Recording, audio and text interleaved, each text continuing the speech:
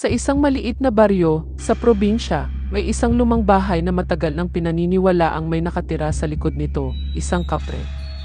Ang bahay ay pagmamay-ari ng pamilya ni Lila, isang dalagitang masayahin at mahilig maglakwatsa.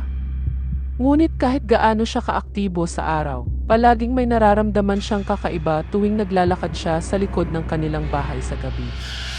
Nay, bakit po ba sinasabing may kapre sa likod ng bahay natin? Tanong ni Lila sa kanyang ina isang gabi habang naghahapunan sila. Matagal ng kwento yan, anak.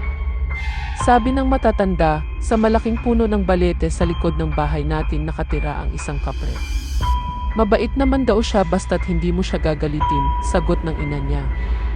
E paano kung hindi siya mabait? Baka naman nakakatakot talaga siya, sabat ng kanyang nakababatang kapatid na si Toto.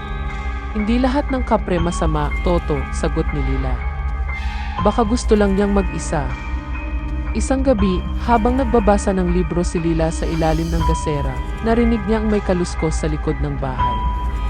Sa halip na matakot, kinuha niya ang kanyang flashlight at dahan-dahang lumabas. Malamig ang hangin at tahimik ang paligid.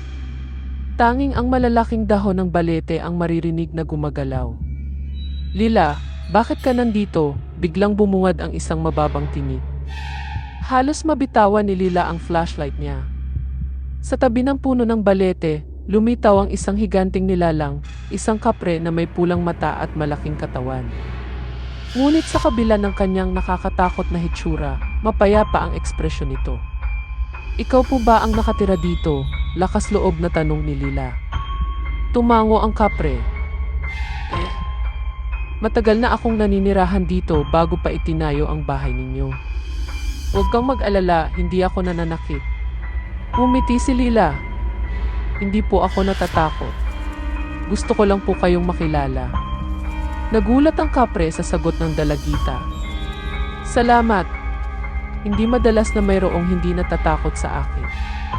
Simula noon, tuwing gabi ay madalas makipag-usap si Lila sa kapre.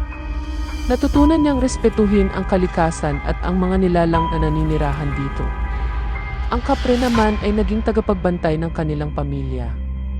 At kahit marami pa rin ang natatakot sa likod ng kanilang bahay, alam ni Lila na hindi lahat ng misteryo ay dapat katakutan. Minsan, kailangan lang ng bukas na puso upang maunawaan.